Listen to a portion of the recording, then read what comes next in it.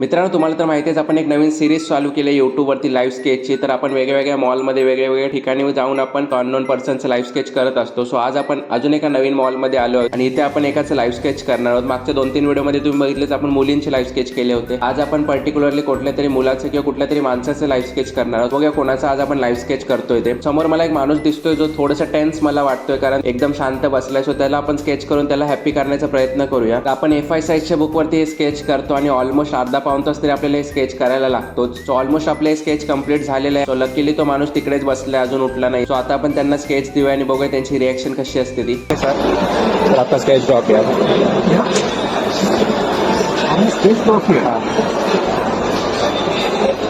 Live sketch वगैरह करता हूँ ना रैंडम लोगों का. सो आपका ड्रॉ किया कैसा लगा? बहुत अच्छा है, थैंक यू. आप रख सकते हो.